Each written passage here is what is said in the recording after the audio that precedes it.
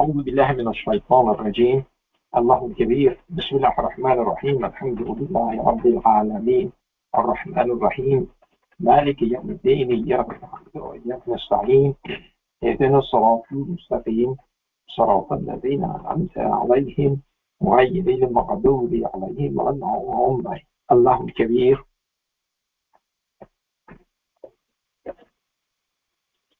We are truly indebted to God for giving us this opportunity, and again, this is not by accident, and this is by divine design and providence that we are here by His infinite grace and mercy and kindness and grace that He has put upon us today, and so we are indebted to Him. And it's not something to be taken for granted. This is something that we should cherish and look forward to, and commemorating the Word of God is number one priority that we have, and we should abide by these rules and these laws, and that's the only way that we can succeed. Any other path that we take is going to be a path to damnation and a path to failure and misery. So again, we are grateful for this moment, and it should be cherished by all of us, and make sure that we are in a position in our lives that we understand this fact, and this is a fact of life, and we should understand that it is a very important time during the week that we gather virtually or in person, and we are commemorating God and heeding His words and His instructions and His commandments, and so it is a huge honor for us. Again, accordingly, we have to be grateful to Him. And again, gratefulness is a godlike quality, and we should be grateful to Him. And this is some kind of in-kind contribution that we could do, and it is very important for us to make sure that we are grateful enough. And sometimes we fail, and we forget. And so we should ask God to force us, to make us be grateful to Him. Okay, so what I wanted to discuss with you, I just want to read, and we read this a few months ago, and this is chapter 2 in the Quran, not a few months, basically last month. And this is chapter 2 in the Quran, Al-Baqarah, the Heifer, and it is the longest chapter in the Quran. And God is telling us about what is this book was designed, what is this guidance that God has sent was designed. And so this surah starts with Alif Lam Mim, and it is the first initial surah in the Quran, and as I say, it's the longest one. And there are a lot of laws and commandments and beautiful things that God has designed, and He's telling us. He describes things. He gives us the meaning of things and the meanings of words and stuff, and so He explains the Quran to us. And so this Alif Lam Mim, and then God said, this book, without a doubt, is guidance for the God-fearing. Okay, and so, who are these God-fearings? That's what a lot of people ask this question. Why isn't it for the believers? And God is telling us who these people are. These people says these are those who have a faithful heart and observe the contact prayer, and from what we provide for them, they spend. Okay, so what is that God provides for you? Everything that you have. Okay, and the source of that provision that God provides for you is absolutely lawful. This is not the money that you gather and obtain with illegal ways, in unholy ways. This is the money which is provided by God, and this is absolutely legal and absolutely just. And so he says, from that money they give. So in other words, you cannot go and gamble and win money and give it to charity. You cannot steal money and give it to charity. Okay. That is not something which God has provided for you. It's an illegal manner. According to God's laws, those are outside his laws. And so you don't do that. These are those people, okay, which God provides something for them. And I don't know what it is, how much he provides for them, whatever he does, that money or that provision is absolutely lawful. And so from what God provides for them, then they give or they spend. So some people, there are a lot of people that they think that, that their money is not working that well for them. They have a lot of money and everything, but they still have unhappiness. They still have this emptiness inside them. Okay? Have you checked and see if that money was obtained and attained by legal means? Or somehow there's something about it that was not lawful as far as God was concerned. So that money is not going to benefit those people. It's going to be a source of misery for them. Okay? So if you loan your money and then charge interest on that, God says it's like eating fire in your bellies. That's how bad it is. And then you have problems in your life, and somehow that money is not going to help you. It could be a huge amount of money, and it cannot help you. And the reason is because the source was not lawful. So then God says, who are these people? Okay. And then he says, furthermore, and those who believe in what was revealed to you and what was revealed before you, and they are absolutely certain about the hereafter. I have no doubt about the hereafter. Okay. Again, I want to mention this, and I'm going to stress this fact. A lot of these so-called scholars and these people, they want to find mistakes in other scriptures. Okay. Instead of sticking with the muhkamat, which we read, which is the essence of those scriptures. It tells you exactly what to do. It tells you exactly, give to charity.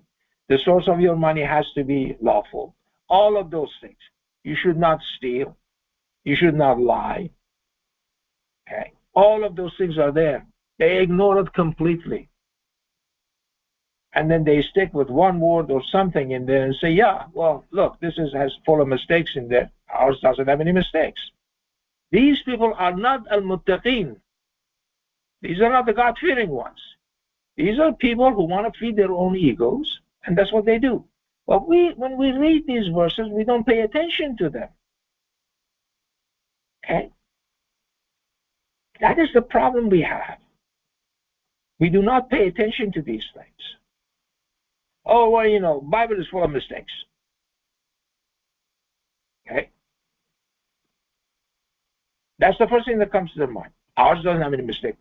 Why? You are arguing on a point or something, or you are trying to feed your own ego that yours is better.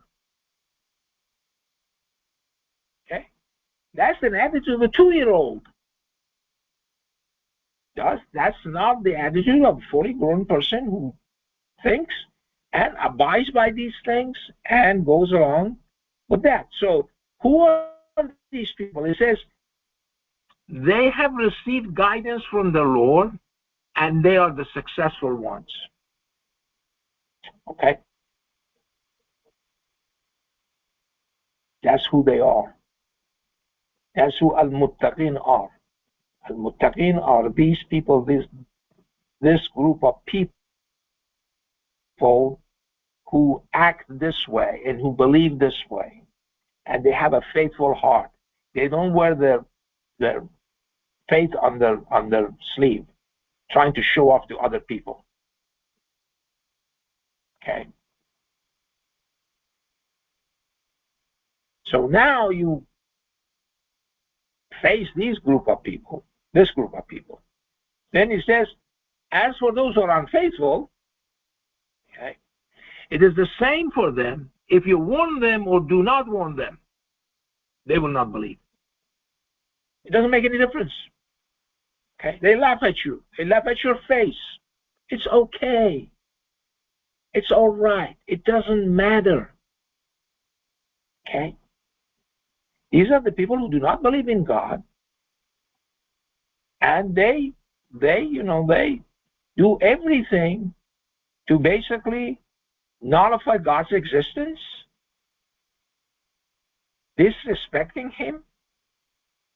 Nullifying God is the most blatant way of disrespecting God, disrespecting the truth, and they are not going to believe. Okay? So then God says, God has sealed their hearts and their ears, and there is a veil over their eyes, and for them there is a tremendous suffering. Okay? So the warning is right there for these guys. So we shouldn't waste our breath on those people. It doesn't make any difference. So this message was meant for this group of people, these folks that are described as al-muttaqin, or the God-fearing, have absolute respect for God. They know exactly what He means when He says something. And the rest of the people are confused. What do you mean by this word? Why do you mean by this and not the others? Okay. So Quran becomes a book which is confusing, which is not easy to read for them anymore. Okay. And so this is this group of people. And then you got the third category of people. And then it says, God says that amongst people are those who say we believe in God and the last day. However, they really do not believe. These are the hypocrites. Okay? So these are the liars and the hypocrites. They come in there and they are in the midst also. Okay?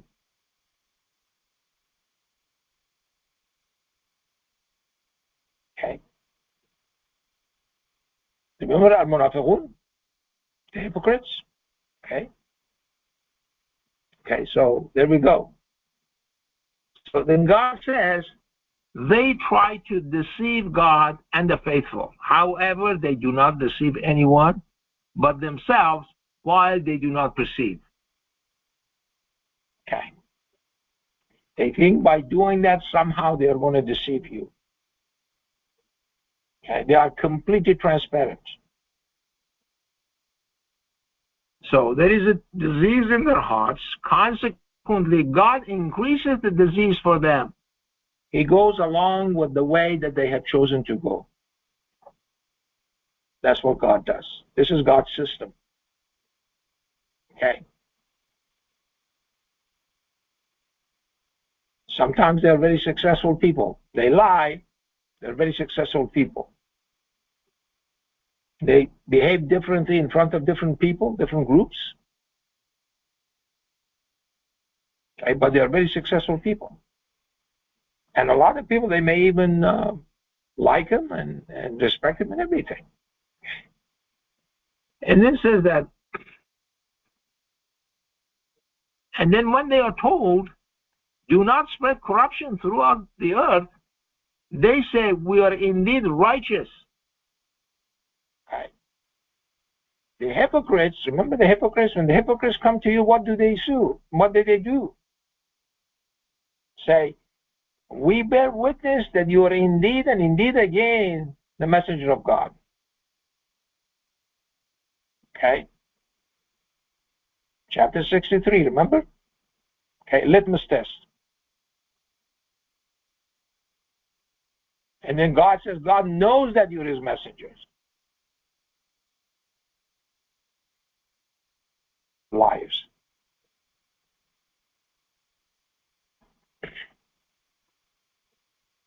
Indeed, they do spread corruption, but they do not perceive. And when they are told, believe like the people have done, they say, should we believe like the fools have believed? Indeed, they are fools, but they do not know. So they are completely confused. This group of people are completely confused. One sentence they say is nullifying the other sentence that they're saying. And then when they meet the faithful, they say, we believe. And when they are alone with their demons, they say, we are with you. We're only mocking. And then God says, God mocks them and keeps them in the transgressions blind. Okay. These are a group of people who completely have lost their ways. Moreover, these are the ones who have bought straying instead of guidance. Consequently, the trade will not yield dividend, and they will never be guided. Okay, and I want to just make a point here. Okay, the word which is used is rabahat, which means comes from the word rabah, which means interest, basically. Okay. So one meaning of that is interest. And then remember now those people who are doing the usury and interest, they say this is just like tijarat, which means trade. And God says, no, it's not like that. So stop fooling people. So it says, Rabat tijaratuhum, the trade, the business that they have is not going to pay dividend. See how careful the word of God is? Okay. So who are these people? Their example is like the one who lit a fire. Once it brightened his surroundings, God took away his light and left him in darkness, not being able to see. Deaf, dumb, and blind, consequently, will never return. There is no return to God. Can you imagine the emptiness? Just think about it a little bit. The joy that we have, as I was saying last week, is because we believe in God, that we have God in our hearts. Okay. That we know that we live in God. That's the joy that we have. Otherwise, it's all emptiness. And that's exactly what happens to these people. They are not going to return. Okay? Deaf, dumb, and blind, consequently, they will never return. Or like a storm from the sky, full of darkness, thunder, and lightning. They cover their ears from the concussion, fleeing death. However, God is completely surrounding the unfaithful. See? They live in God. God is telling them that, look, you guys, you are living in me. So stop the nonsense.